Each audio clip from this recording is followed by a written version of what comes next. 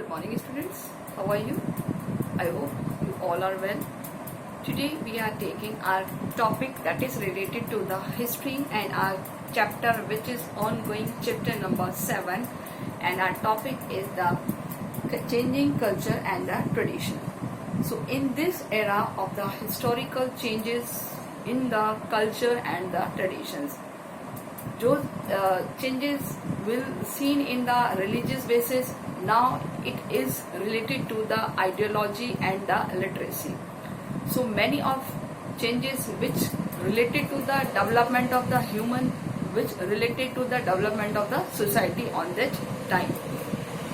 So these changes have occurred on many situations in the Europe. So these European part like Italy and Germany and England and the France. So they have required to the major changes in the religious belief in place of development procedures. So in this system, the important role played by the many of scholars, many of persons who played an important role to the development in the technical sector, developed in the science sector and the others, which carried to Europe and other nations, which carried to other nations of the Europe in the top level. So what are they? What are the determinants and what are these achievements?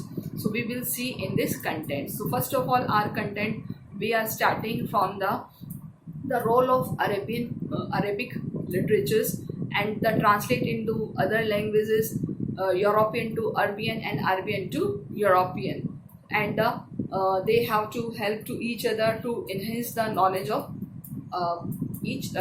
knowledge of different kind of literatures.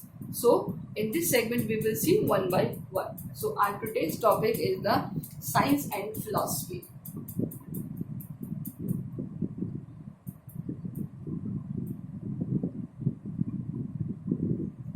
Science and philosophy. Science और philosophy के sector में जो सबसे बड़ा role रहा है that is the Arabs. किसका contribution? Arabs contribution.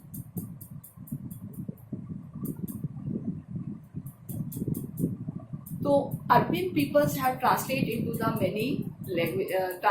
The many literatures.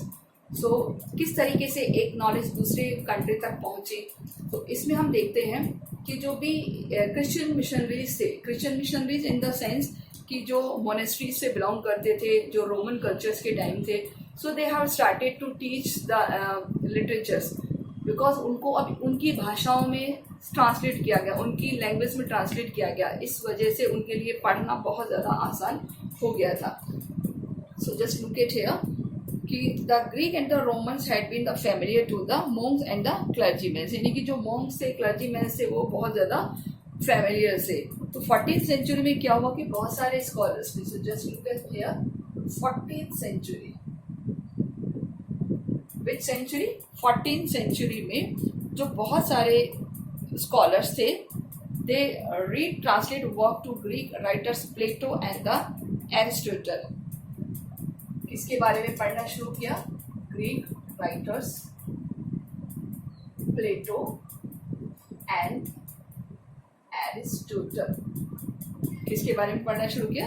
Aristotle. Okay, Plato and Aristotle. ये दो कौन थे? ग्रीक राइटर्स थे, ग्रीक के फिलोसफर्स थे. ओके, और this were the in depth note to the their schools but the Arabs scholars who were carefully preserved their translated ancient manuscripts. यानी कि अरब्स में इनकी जो भी मैन्यूस्क्रिप्ट्स थी, मैन्यूस्क्रिप्ट्स में ना हैंड रिटन. मैन्यूस्क्रिप्ट्स क्या होती है? What is the manuscripts? वो होती है हैंड रिटन. यानी इनकी जो भी हाथ से लिखी हुई चीजें थी, उन्होंने उसको बहुत ही प्रिजर्व करके बहुत ज्यादा संभाल के रखा है. ओके, तो अरेबियन लोग इनको क्या बोलते थे? Plato was known as the अफलातून. प्लेटो को किस नाम से बुलाते थे? अफलातून. अफलातून। ये इंपॉर्टेंट है, आपसे पूछा जा सकता है। कौन बुलाते थे? अरेबियन। प्लेटो को किस नाम से बुला रहे? अफलातून। एंड द एरिस्टो को किस नाम से बुलाते हैं? एरिस्टोटल को, जिसको बुलाते हैं एरिस्टो। और एरिस्टोटल को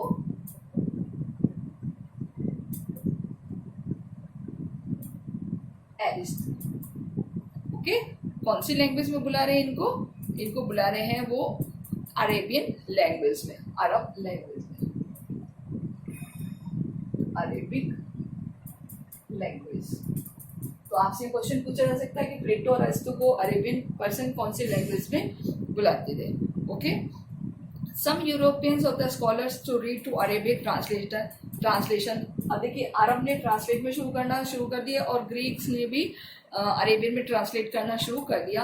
अब उन्होंने बहुत सारे सब्जेक्ट्स को ट्रांसलेट करना शुरू कर दिया। वो कौन कौन से सब्जेक्ट है? यानी कि सब्जेक्ट जो ट्रांसलेट किए गए हैं, ट्रांसलेटेड सब्जेक्ट्स। ओके, तो वो कौन कौन से सब्जेक्ट्स हैं ट्रांसलेटेड? सबसे पहले हम बात करें नेचुरल साइंस।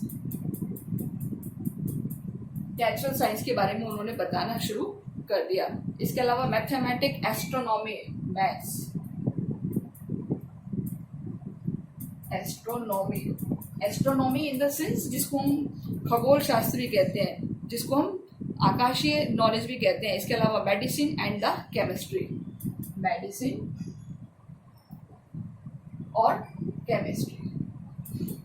क्लियर? तो इन लैंग्वेजेस के ट्रांसलेट करने से देखिए क्या इफेक्ट आया। अब हमें नॉलेज मिलने लगी कि जो ग्रीक्स हैं उनको अरेबियंस की लिटरेचर्स की ग्रीक्स को, तो आपस में ये जो नॉलेज है वो ट्रांसलेट होने लग गई थी। क्लियर? सो एक पर्सन, इसका नाम है टॉलमी। पी साइलेंट वर्ड है, जिसे अगर आप पढ़ेंगे तो इसको पटोलमी पढ़ेंगे। मैं आपको लिख के बताती हूँ।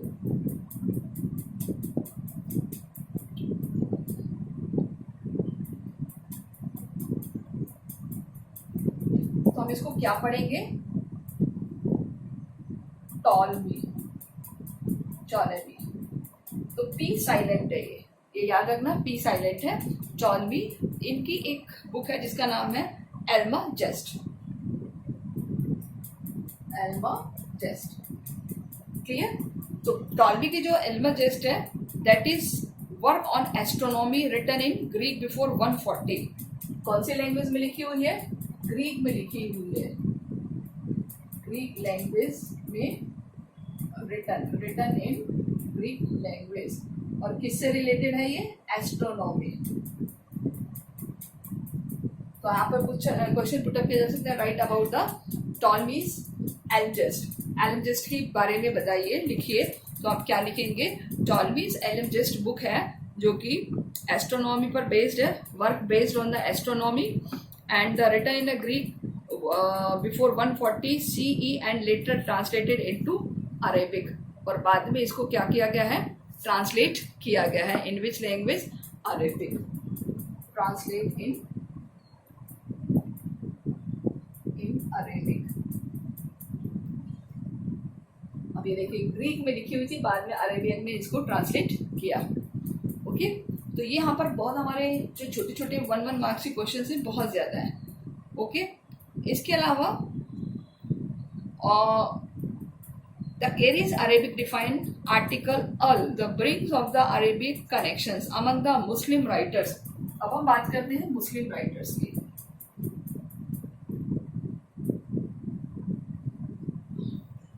वो मुस्लिम राइटर्स, तो सबसे पहले हम बात करेंगे इब्न सिना।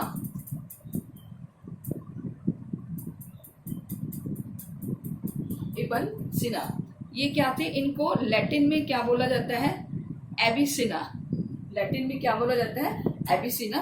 तो आपको ये याद रखना 980 में। और इसके अलावा एक अरब जो कि Arab physician philosopher of the Bukhara in the Central Asia. और दूसरे हैं अल राजी। अल राजी, देखिए इन दोनों के बारे में हमें पढ़ना है। अल राजी जो ऑथर ऑफ मेडिकल, ये मैं बता देती हूँ, ऑथर ऑफ मेडिसिन, यानी कि जिन्होंने मेडिसिन या मेडिकल में बहुत ज़्यादा लिखी है, मेडिसिन या मेडिकल। एनसाइक्लोपीडिया इन्होंने लिखा है। एनसाइक्लोपीडिया यानी किसी के ऊपर एक ग्रंथ लिखना।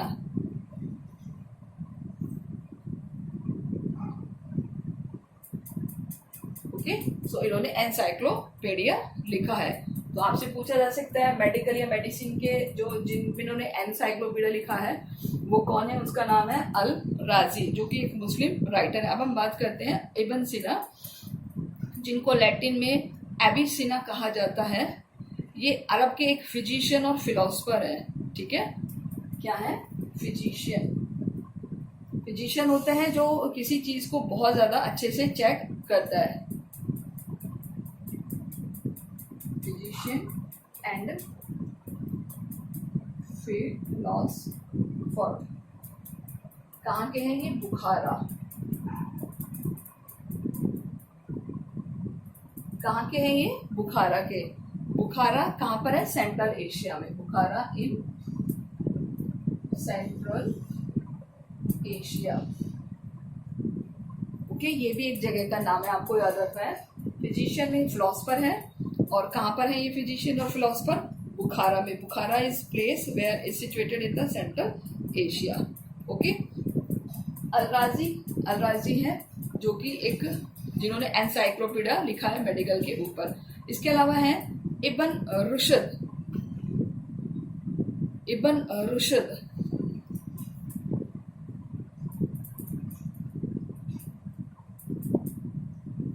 जिनको स्पेनिश भाषा में कहा गया है। Ibn Rushd means Arab philosopher of Spain. Spain के Arab philosopher try to resolve the tension between philosophical knowledge. इन्होंने क्या किया? Resolve the tension. Resolve the tension. Resolve the tension between philosophical knowledge। philosophical knowledge clear? तो ये आपको याद रखना है इसमें। तो ये आपने देखिए, ये सारे नेम्स आपको ऑब्जेक्ट के पॉइंट ऑफ व्यू से बहुत इंपॉर्टेंट है। तो हमने 3 मुस्लिम लीडर पढ़े, इब्न सीना, अल राजी एंड द इब्न रुश्द। ठीक है, इब्न रुश्द।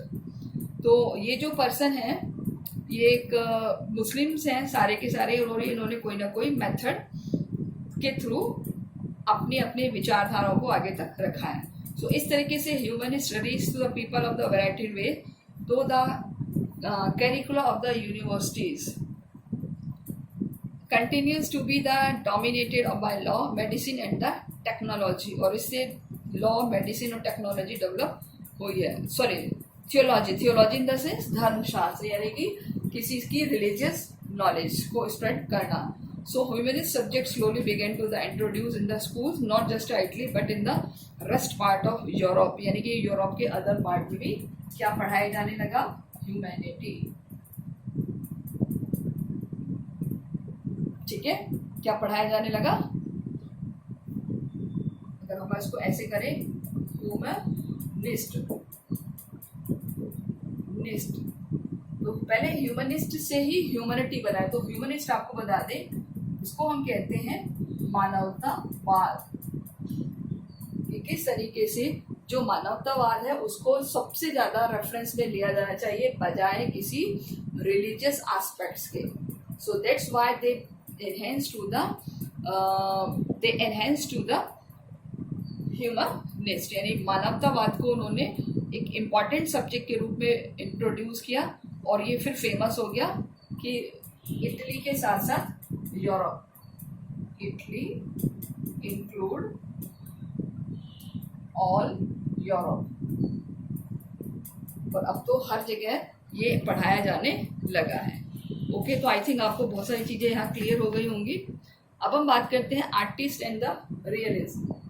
Clear students? एक बार वीडियो को पॉज करके ये सारे नोट्स ऐसे ही बना लीजिए। 1 मार्क्स की क्वेश्चन है, हमें हर बार क्वेश्चन लिखने की जरूरत नहीं होगी। तो आप ग्रीक राइटर्स की किस किस नाम से अरेबिक में बुलाया जाता है, कौन कौन से सब्जेक्ट को उन्होंने ट्रांसलेट करना शुरू किया, टॉलमी का कौन सा लिटरेचर है, पहले कौन सी लैंग्वेज में था, किस में ट्रांसलेट हुआ, किस सब्जेक्ट से रिलेटेड है, एस्ट्रोनॉमी, मुस्लिम्स कौन कौन है। क्लियर? तो ये सारी चीज़ें आपको फाइंड आउट करनी है।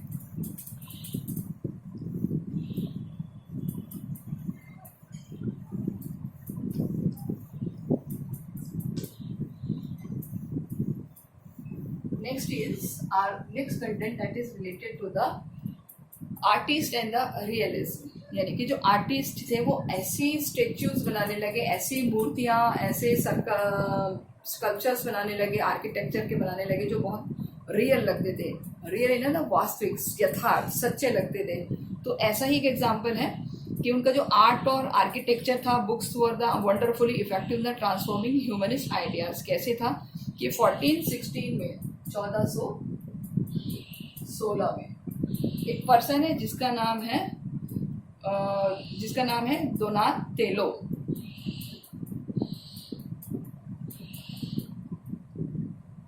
क्या नाम है इनका?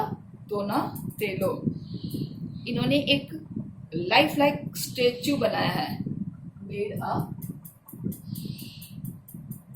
लाइफ लाइक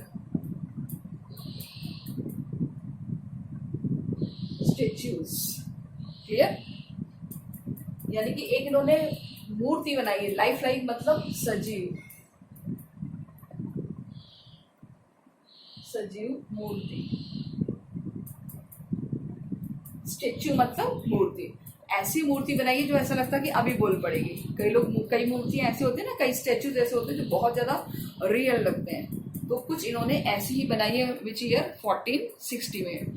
सो इससे क्या है, इससे भी वहाँ की जो आर्ट है उसको बहुत ज़्यादा एनहेंस किया गया है। So artist concern to the accurate was help to the work to the in the scientist. अब इस स्टेच्यू ने किस में हेल्प किया है? Help in science. साइंस के सेक्टर में इन्होंने हेल्प किया। क्यों? क्योंकि अब साइंस के थ्रू हम किसी चीज़ को एक्सपेरिमेंट इजीली कर सकते हैं। So artist want to the laboratories to the medical school. So एक पर्सन है जिसका नाम है एंड्रियस वासिलियस।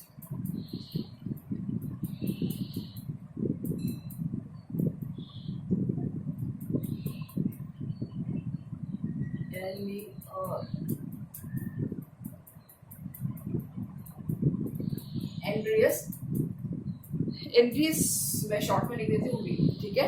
एंड्रियस वी थे जो कि एक बेल्जियन यूनिवर्सिटी में मेडिसिन के प्रोफेसर थे, ठीक है। A Belgian in the professor of medicine in the university of Padua. Professor कहाँ पर थे?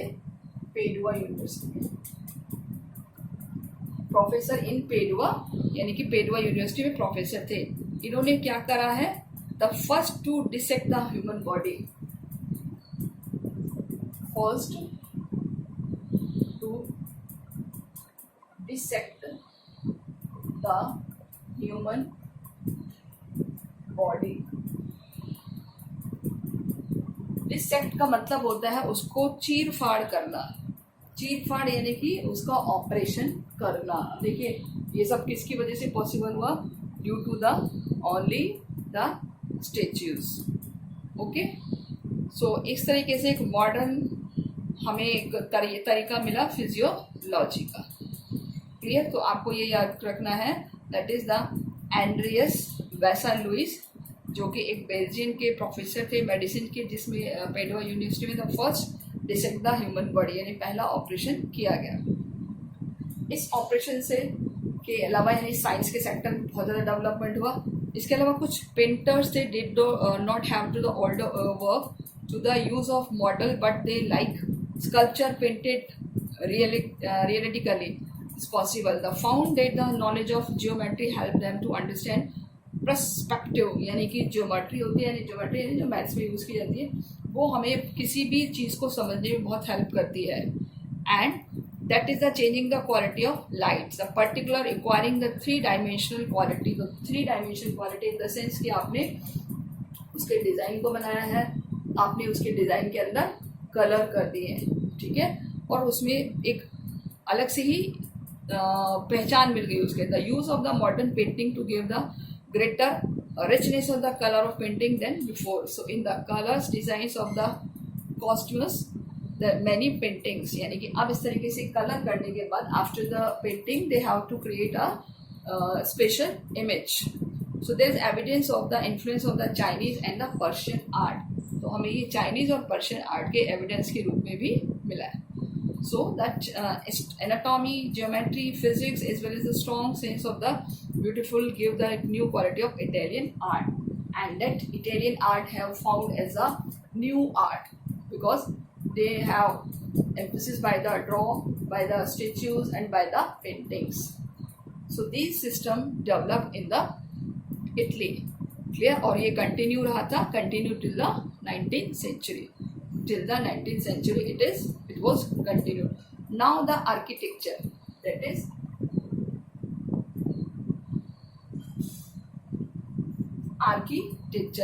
architecture in the any sense कि स्थापत्य कला जिसको हम कहते हैं कि क्या सिस्टम था आर्किटेक्चर का, कौन कौन सी ऐसी बिल्डिंग्स हैं. तो सबसे हम बात करें कि जब रोम में 15th सेंचुरी में जो पोप का शासन था वो धीरे धीरे खत्म हो गया था. क्लियर? पॉलिटिकली स्ट्रॉन्गर थे पहले, लेकिन बाद में वो वीक होते चले गए. तो इससे एक वहाँ पर नया सिस्टम डेवलप हुआ था और वो था कि रिलीजियस बेसिस पर किसी के साथ कोई सिस्टम नहीं होगा, यानी कि अब सब बिल्कुल एक है. एक इससे एक नई सिस्टम को डेवलप हुआ. This inspired a new style of architecture. So this was actually revival the imperial the Roman style, that is the classical style. और वो स्टाइल थी क्लासिकल स्टाइल, यानी कि क्लासिकल स्टाइल से जिसमें बहुत सुंदर तरीके से वेरी ब्यूटीफुली वे में उनको डेकोरेट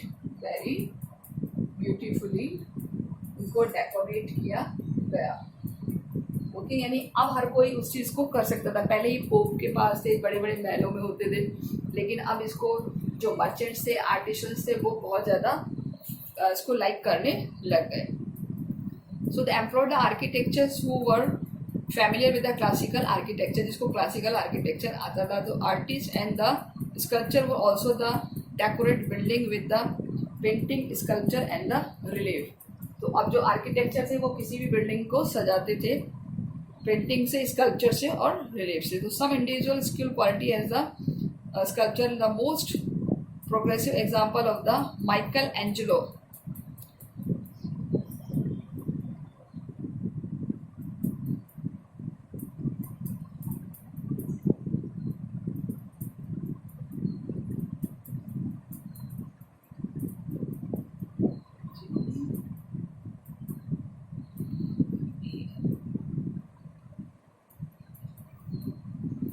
Michelangelo, ठीक है, माइकल एंजेलियो, और इसका पूरा नाम है माइकल एंजेलियो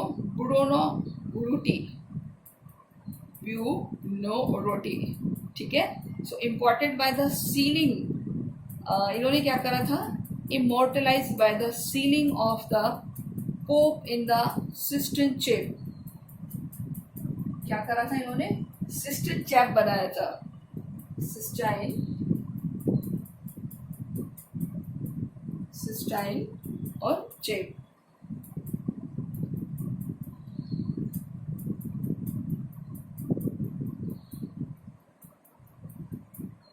एक तरीके से किसी के महल की छत, ऊपरी हिस्सा जिसको हम कहते हैं, वो वाला हिस्सा, उसको इन्होंने बनाया है किसकी, फॉर द पोप.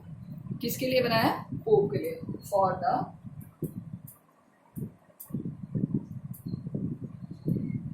क्लियर. इन्होंने बहुत अच्छे से इसको डिज़ाइन किया है. And the sculpture called the Pieta and is design to the dome of Saint Peter's church. इसके अलावा क्या बनाया है, डोम.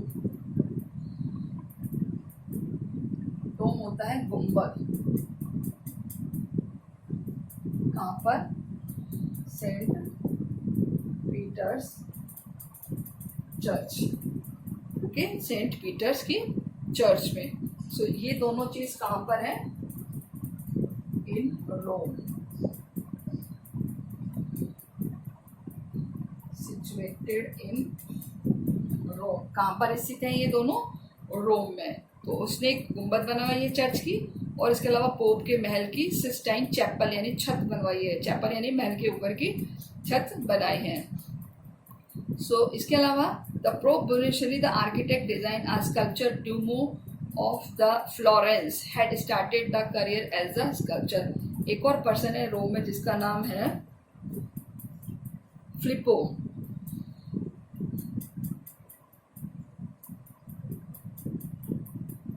ये कहाँ पर है? फ्लोरेंस में।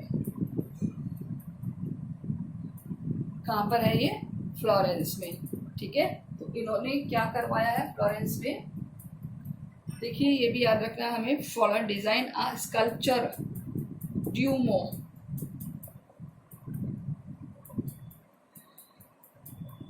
क्या बनवाया है? ड्यूमो। ड्यूमो भी एक जस्ट लाइक का डोम होता है, ठीक है, गुम्बद। ड्यूमो of a Florence.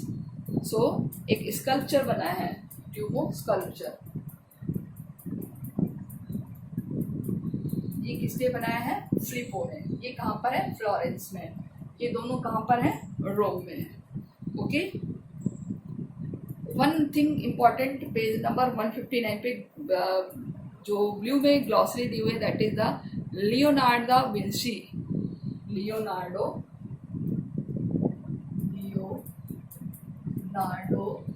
Da Vinci, ठीक है, लियोनार्डो दा विंची। ठीक है, ये एक बहुत बड़े पेंटर है। ठीक है, इन्होंने पेंटिंग्स बनाई है। The amaze interest of the botany and the astronomy और mathematics and art. He painted a Mona Lisa. कौन सी पेंटिंग बनाई है इन्होंने? मोनालिसा। कौन सी पेंटिंग बनाई है इन्होंने? मोनालिसा एंड द लास्ट सपर, और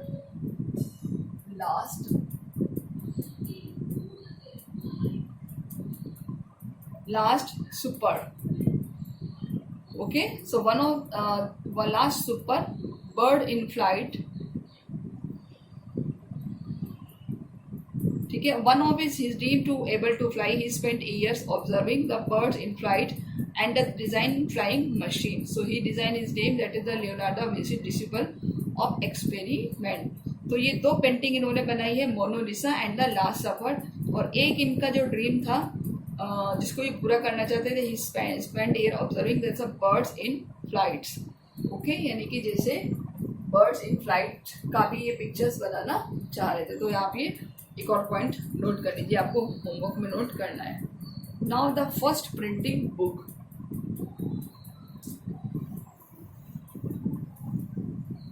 इन दिस चैप्टर, यानी इस पार्ट में सारे ऑब्जेक्टिव हैं। आपको ये सारे ऑब्जेक्टिव पैटर्न जो आपको बोर्ड पे लिखे हैं, ये होमवर्क में करने हैं। ये आपको याद रखना है बस। आप चाहे वीडियो को पॉज करके अपने शॉर्ट नोट्स बना सकते हैं। तो first printed book,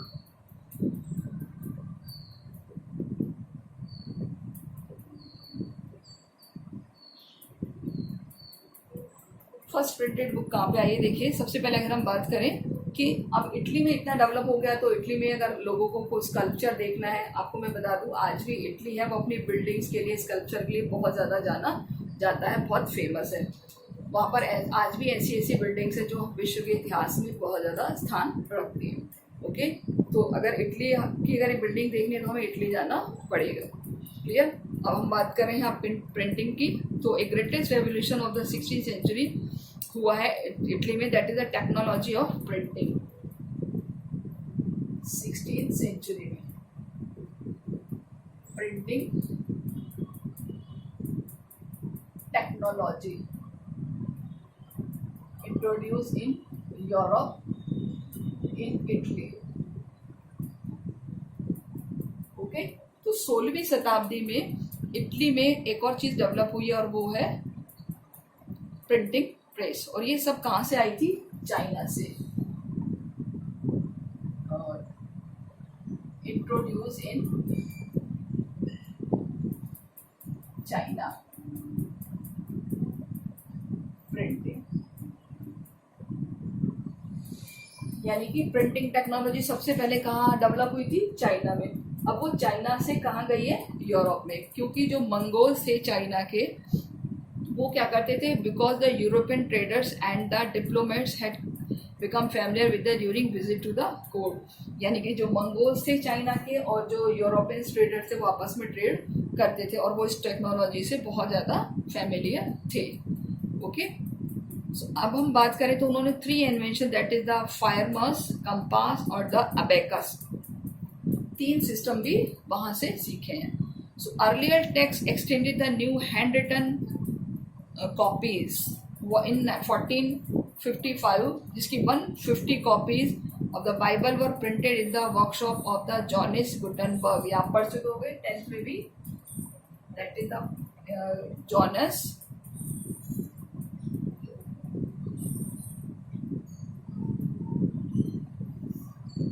Johannes Gutenberg.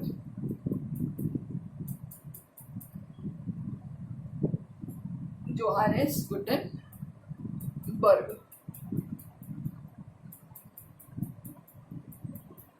देखिए इन्होंने सबसे पहले किस पे लिखा है, the Bible were painted, Bible were painted किसमें, 150 copies of the Bible were painted the workshop of John Gutenberg in 1455। In 1455 कितनी कॉपीज, 150 कॉपीज, 150 प्रतियां बाइबल की पेंट की है जॉन्स गुटनबर्ग ने।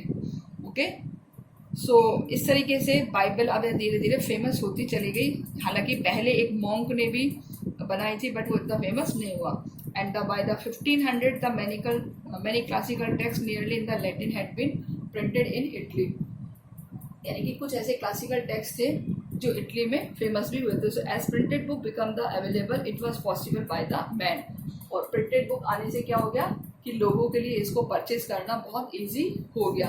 And the students did not have to depend on the solely the lectures, notes, ideas and the opinion information move from widely and the more rapidly than ever before, because they provide a very easiest way to the read a book which is came after the print technology. So printing book promoting the new idea could be quickly reached. The hundred of the readers also made it possible of the individuals to read the books since it was possible to copies of the cancel। आपको पता है कि जब कोई एक book आती है तो नो डाउट उसकी फोटो कॉपीज भी बनती जाती हैं, तो it was easy to reach everyone. Clear, यानी कि टू रीच एवरीवन। और इस तरीके से हमारे यहाँ एक और चीज़ का डेवलपमेंट हुआ और वो था लिटरेसी। शिक्षा धीरे धीरे बढ़ती चली गई। Okay, so this was made possible so individual read books since it was possible to buy copies or oneself। this developed the reading habit among the people because इससे क्या डेवलप हुई, रीडिंग हैबिट। रीडिंग हैबिट यानी पढ़ने का जज्बा, पढ़ने का ज्ञान। So the chief reason of the humanist culture of the spread more rapidly across the Alps from the end of 15th century, the printed books were the circulating. This also explain earlier intellectual movement had been limited particular reason। और इस तरीके से जो printing culture है वो हमारी संस्कृति में, हमारे कल्चर्स में इतना ज़्यादा डेवलप हो गया कि everyone have like to this system. Clear, तो इस तरीके से हम देखते हैं कि हमारे यहाँ पर जो प्रिंटिंग कल्चर है वो तो खैर बहुत बाद में आया था, but China have introduce to first and after that the European like Italy and Japan also known as the European for the printing culture। So that's why we can say कि ये जो प्रिंटिंग कल्चर है इसके बाद से हमारे यहाँ पर यानी वर्ल्ड के मैक्सिमम पार्ट्स में जो लिटरेसी रेट है उसको बहुत ज़्यादा देखा गया था। सो आई थिंक आपको समझ में आ रहा होगा बेटा। वन थिंग रिमेंबर दैट कि अभी तक जो आपको बोर्ड पे बताए हैं आपके यहाँ पर सारे शॉर्ट क्वेश्चंस हैं फॉर 1 मार्क्स, कोई अभी तक लॉन्ग क्वेश्चंस नहीं है। आई थिंक 15 से 20 क्वेश्चंस हैं जो आपको बोर्ड पे लिख के बताए हैं 1 मार्क्स में, वो सारे आपको एज अ नोट्स करके देने हैं। हमने जो स्टार्टिंग किया था ट्रांसलेटेड सब्जेक्ट से लेकर टॉलमीज की एलमजस्ट, प्लेटो, एरिस्टोटल, ग्रीक में क्या कहते हैं, जैसे आपको जो बोर्ड पे बताया वैसे ही आपको अपनी नोटबुक में नोट डाउन करके वर्क सेंड करना है. सो होप यू कि you all are well and कोशिश कर रहे हैं आप इसको समझने की.